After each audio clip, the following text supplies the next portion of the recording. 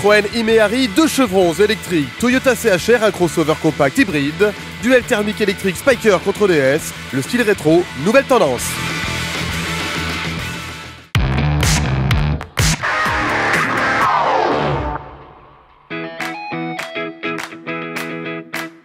Icône des années 70, la Méhari fait son retour en 2016 à Genève, mais en mode tout électrique sur base de Blue Car Bolloré. Citroën fait renaître sa voiture de vacances avec la e-Méhari. Digne héritière de son aîné, on l'imagine déjà rouler sereinement en bord de mer. C'est un vrai cabriolet 4 places qui est à la fois le seul cabriolet électrique, totalement électrique, un véhicule qui est aussi tout chemin, un véhicule de loisir très pratique avec cette carrosserie thermoformée. Dotée d'une puissance de 68 chevaux, la e-Méhari peut pousser jusqu'à 110 km/h sur route. Son autonomie est de 200 km en ville. Légèrement rehaussée, tous les chemins lui sont accessibles pour un plaisir maximum. C'est clairement un véhicule avec lequel on prend beaucoup de plaisir. On a aussi cette position de posture assis avec une assise rehaussée. Un véhicule qui lui-même est rehaussé pour la conduite tout chemin, qui vous permet d'avoir une posture qui vous permet de dominer la circulation qui est très rassurant et très agréable. Il faudra tout de même débourser 25 000 € pour profiter de la e-Méhari sur la route des vacances.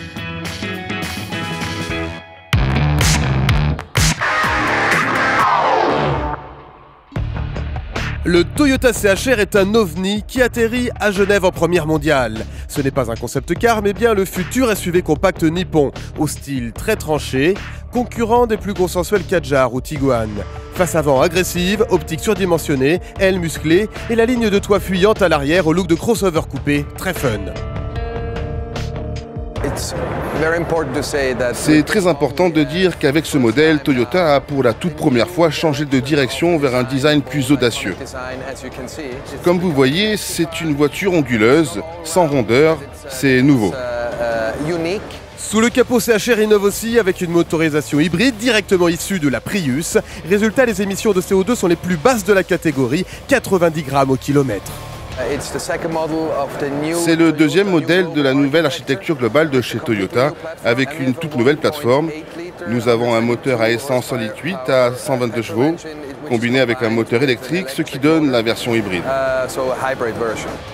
4,35 m certes, mais avec ce pavillon coupé, l'habitabilité n'est pas son point fort, réservé donc aux petites familles à l'esprit fun. Atterrissage prévu sur nos routes du CHR fin 2016.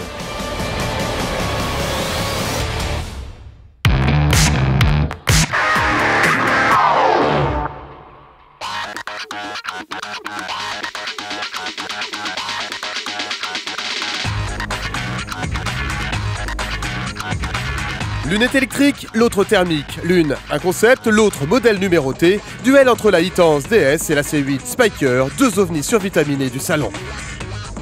C'est une voiture qui est intégralement électrique, qui dégage un peu plus de 400 chevaux de puissance. C'est une supercar qui rentre dans la catégorie des voitures qui vont de 0 à 100 en moins de 5 secondes.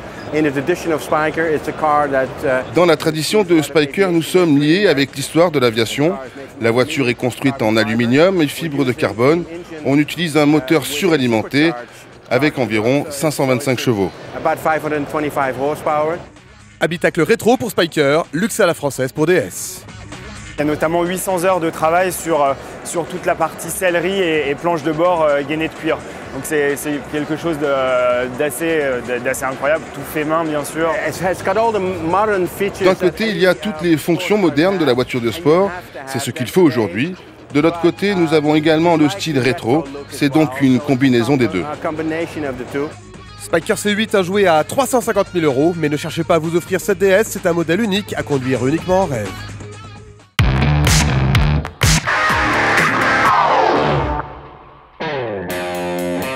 Le style néo-rétro est tendance. Comment faire du neuf avec de l'ancien? La New Beetle joue sur la corde sensible des nostalgiques de la Cox.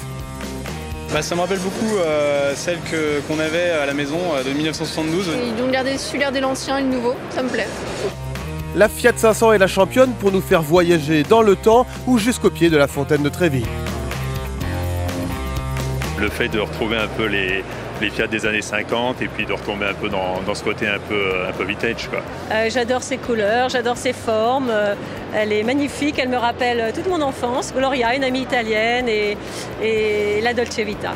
Une recette appliquée à cette nouvelle EV3 100% électrique pour remettre au goût du jour le fameux tricycle Morgan, né en Angleterre en 1909. Lorsque les gens disent Morgan, ils pensent à la tradition automobile. Les ailes fuyantes, un arrière en pointe et une face avant complexe. Puis sur la Aero 8, on a légèrement modifié ces éléments afin de les rendre plus modernes, ce qui donne une petite touche agréable. Un look rétro mais avec les technologies du 21e siècle, coup de foudre assuré.